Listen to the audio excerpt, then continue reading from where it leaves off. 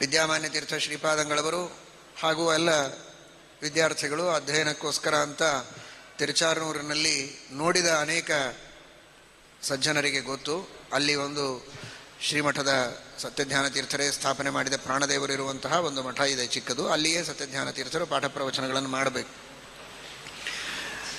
ಬೆಳಿಗ್ಗೆ 4 ಗಂಟೆಗೆ ಪ್ರಾರಂಭ ಆದರೆ 9 ಗಂಟೆಯವರೆಗೆ ಪಾಠ ಹೇಳಬೇಕು ಸತ್ಯಜ್ಞಾನ ತೀರ್ಥ ಶ್ರೀಪಾದಂಗಳವರು. ಆಮೇಲೆ ಮುದ್ರಾಧಾರಣೆ ಇತ್ಯಾದಿಗಳಿಗೆ ಬಂದಂತಹ ಭಕ್ತರಿಗೆ ಅಷ್ಟು ಅನುಗ್ರಹ ಮಂತ್ರಾಕ್ಷತೆ ಎಲ್ಲ ಕೊಟ್ಟು ಆಮೇಲೆ ರಾಮದೇವರ ಪೂಜೆ, ತೀರ್ಥಪ್ರಸಾದ, ಮತ್ತೆ 12ರೊಳಗೆ ತೀರ್ಥಪ್ರಸಾದ ಎಲ್ಲ ಮುಗಿಸಿ ಮಧ್ಯಾಹ್ನದ ತಮ್ಮ ಗ್ರಂಥ ಲೇಖನವನ್ನು ಅಲ್ಲಿ ವಿಶೇಷವಾಗಿ ಮಾಡ್ತಾ ಇದ್ರು. ಆ ಸಂದರ್ಭದಲ್ಲಿ ಸಿವಿಲ್ ಸೂಟು, ಸಭಾಸಾರ ಸಂಗ್ರಹ ಇತ್ಯಾದಿ. ಆ ಊಟ ಆದ ತಕ್ಷಣ ಗ್ರಂಥ ಲೇಖನಕ್ಕೆ ಕುಳಿತರೆ ರಾತ್ರಿವರೆಗೆ ಅಖಂಡವಾಗಿ ಗ್ರಂಥ ಲೇಖನ. ಸಾಯಂಕಾಲ ಸುಮಾರು 6 ಗಂಟೆಗೆ ಸ್ವಲ್ಪ ಹೊರಗೆ ಬರ್ತಾ ಇದ್ರಂತೆ. ಪದ್ಮ ಸರೋವರ, ನೀವೆಲ್ಲ ತಿರುಪತಿಯನ್ನು ಕಣ್ಣು ಮುಂದೆ ತೆಗೆದುಕೊಂಡು ಬನ್ನಿ. ಪದ್ಮ ಸರೋವರದ ಅಲ್ಲೆಲ್ಲ ವಿದ್ಯಾರ್ಥಿಗಳು ಸ್ವಲ್ಪ ಏನೋ ಮಾತಾಡ್ತಾ ಕುಳಿತಿರಬೇಕು. ಸತ್ಯಜ್ಞಾನ ತೀರ್ಥರು ಅವರು ಹೊರಗೆ ಬರುವಾಗ ಪೆನ್ನು, ಅದರ ಮೇಲೆ ಮುಚ್ಚಳ ಹೀಗೆ ತಿರುಗಿಸ್ತಾ, ಹಳೆ ಕಾಲದ ಮಸಿ ಪೆನ್ನು, ಅದನ್ನು ತಿರುಗಿಸ್ತಾ ಹೊರಗೆ ಬರ್ತಾ ನೋಡ್ತಾ ಇದ್ರಂತೆ. ಏನು ಮಾತಾಡ್ತಾ ಇದ್ದಾರೆ ವಿದ್ಯಾರ್ಥಿಗಳು? ನಾನು ರಾಮದೇವರಿಗೆ ನಿತ್ಯ ಪೂಜೆ ಮಾಡುವಾಗ ಪ್ರಾರ್ಥನೆ ಮಾಡ್ತಾನೆ, 24 ಗಂಟೆ ಕಡಿಮೆಯಾಗಿದೆ, ಇನ್ನಷ್ಟು ಹೆಚ್ಚು ಸಮಯ ಅವಕಾಶ ಕೊಡು, ಗ್ರಂಥ ಬರಿಬೇಕು ಅಂತ ನಾನು ಕೇಳ್ತೇನೆ, ಸಿಕ್ಕ ಸಮಯದಲ್ಲಿ ಹರಟೆ ಹೊಡಿತೀರಲ್ಲ ನೀವು ಅಂತ ಹೊರಗೆ ಬಂದು ವಿದ್ಯಾರ್ಥಿಗಳಿಗೆ ಮತ್ತೆ ಓದುವುದಕ್ಕೆ, ಚಿಂತನಕ್ಕೆ ಒಳಗೆ ಕಳಿಸ್ಬೇಕಂತ. ಬೇಗ ಸಂಧ್ಯಾವಂದನ ಮುಗಿಸಿಕೊಂಡು ಚಿಂತನಕ್ಕೆ ಹೋಗಿ ಸಮಯವನ್ನು ವ್ಯರ್ಥ ಮಾಡಬೇಡಿ ಅಂತ. ಮತ್ತೆ ಕುಳಿತರೆ ರಾತ್ರಿವರೆಗೆ ಗ್ರಂಥವನ್ನು ಬರೆಯಬೇಕು. ಆ ಗ್ರಂಥಗಳನ್ನು ನೋಡಿದರೆ ನಿಮಗೆ ಅರ್ಥ ಆಗ್ತದೆ. ಸಭಾಸಾರ ಸಂಗ್ರಹದಲ್ಲಿ ಆ ಭಗವದ್ಗೀತೆಯ ಒಂದೊಂದು ವಾಕ್ಯಗಳನ್ನು ಎಷ್ಟು ಕೂಲಂಕಷವಾಗಿ ವಿಮರ್ಶೆ ಮಾಡ್ತಾರೆ. ಮೇಲ್ನೋಟಕ್ಕೆ ನಮಗೆ ಏನೂ ತೋರೋದಿಲ್ಲ, ಇಷ್ಟು ಪ್ರಮೇಯಗಳು ಇದರೊಳಗೆ ಅಡಗಿವೆ ಅಂತ. ಅದನ್ನು ಅವರು ಎತ್ತಿ ತೋರಿಸಿದರೆ ಎಷ್ಟು ಗಂಭೀರವಾಗಿ ಈ ವಾಕ್ಯವನ್ನು ಅವರು ಚಿಂತನೆ ಮಾಡಿದ್ದಾರೆ ಎಂದು ನಮಗೆ ಅರ್ಥವಾಗ್ತದೆ. ಅದೇ ರೀತಿ ಭೇದಪರಾಣ್ಯವ ಖಲು ಬ್ರಹ್ಮಸೂತ್ರಾಣಿಚ, ಸಿವಿಲ್ ಸೂಟು, ಎಲ್ಲ ಗ್ರಂಥಗಳನ್ನು ಅಷ್ಟೆ ಅಷ್ಟೆಲ್ಲ ಬರೀಬೇಕು. ಅದಾದ ಮೇಲೆ ಸುಮಾರು ರಾತ್ರಿ 10-10:30 ಆ ಹೊತ್ತಿಗೆ ಭಂಡಾರಕೆರೆ ಸ್ವಾಮಿಗಳವರು, ವಿದ್ಯಾಮಾನ್ಯ ತೀರ್ಥ ಶ್ರೀಪಾದರು ಮಠದ ಎದುರುಗಡೆಗೇನೆ ಮಠದ್ದೇ ಆದ ಇನ್ನೊಂದು ಭವನ, ಕಟ್ಟಡ, ಅಲ್ಲಿ ಅವರಿದ್ದು. ಆ ಸ್ಥಳವನ್ನು ಇವತ್ತಿಗೂ ನೀವು ನೋಡ್ಬೋದು.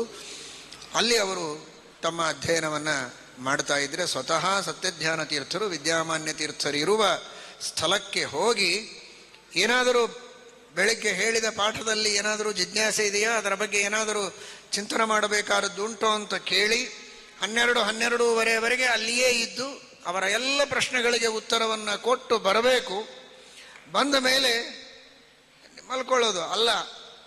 ಅಲ್ಲಿ ವಿದ್ಯಾಮಾನ್ಯ ತೀರ್ಥರಿಗೆ ಎಲ್ಲ ಚಿಂತನೆ ಹೇಳಬೇಕಾದದ್ದನ್ನು ಹೇಳಿ ಬಂದಾದ ಮೇಲೆ ಇಲ್ಲಿರುವ ವಿದ್ಯಾರ್ಥಿಗಳು ಅವರಿಗೆ ಪ್ರಶ್ನೆಗಳಿಗೆ ಉತ್ತರ ಕೊಡೋದು.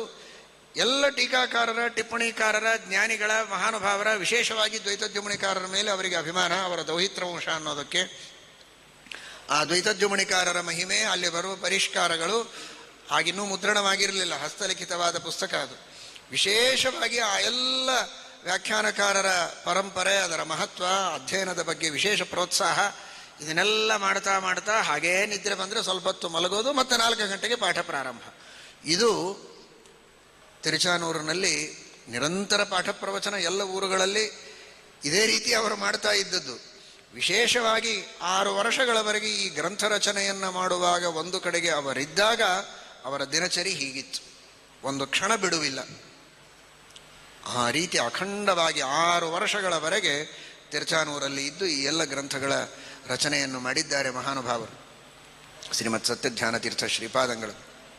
ಅಷ್ಟು ಆ ಪಾಠ ಪ್ರವಚನದ ದೀಕ್ಷೆ, ಗ್ರಂಥಲೇಖ. ಆ ಗ್ರಂಥವನ್ನು ಕೂಡ ಕೇವಲ ಬರೆದು ಹಾಗೆ ಏನೋ ಯಾರು ಓದ್ತಾರೋ ಓದಲಿ, ಬಿಟ್ಟರೆ ಬಿಡಲಿ ಅಂತ ಹಾಗೆ ಬಿಟ್ಟದ್ದಲ್ಲ. ತಾವು ಕನ್ನಡದಲ್ಲಿ ಬರೆದರೂ ಕೂಡ ಎಲ್ಲ ಲೌಕಿಕರಿಗೆ ಅರ್ಥ ಆಗಬೇಕು ಅಂತ ಕೆಲವು ಗ್ರಂಥಗಳನ್ನು ಸಂಸ್ಕೃತದಲ್ಲಿ ಬರೆದಿದ್ದಾರೆ. ಚಂದ್ರಿಕಾಮಂಡನ, ಭೇದಪರಾಣ್ಯವ ಖಲು ಬ್ರಹ್ಮಸೂತ್ರಾಣಿಚ ಇತ್ಯಾದಿಗಳು.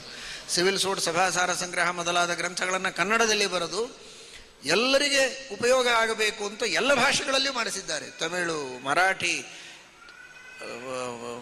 ತೆಲುಗು, ಇಂಗ್ಲೀಷು ಎಲ್ಲ ಭಾಷೆಗಳಲ್ಲಿಯೂ ಅದರ ಅನುವಾದ ಮಾಡಿಸಿ ಆ ಪ್ರಾಂತದ ಜನರಿಗೆ ಮನೆ ಮನೆಗೆ ಪಾದಪೂಜೆಗೆ ಹೋದಾಗ ಮಂತ್ರಾಕ್ಷತೆಯ ಜೊತೆಗೆ ಸಿವಿಲ್ ಸೂಟು ಸಭಾಸಾರ ಸಂಗ್ರಹವನ್ನು ಕೊಟ್ಟಿದ್ದಾರೆ ಆಗಿನ ಕಾಲದಲ್ಲಿ.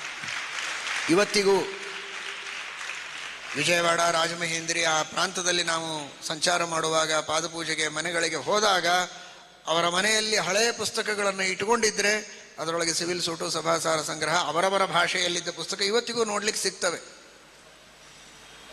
ಅಷ್ಟು ಆ ಸಿದ್ಧಾಂತದ ಪ್ರಸಾರದ ದೀಕ್ಷೆ ಶ್ರೀಮತ್ ಸತ್ಯಜ್ಞಾನ ತೀರ್ಥ ಶ್ರೀಪಾದಂಗಳದ್ದು.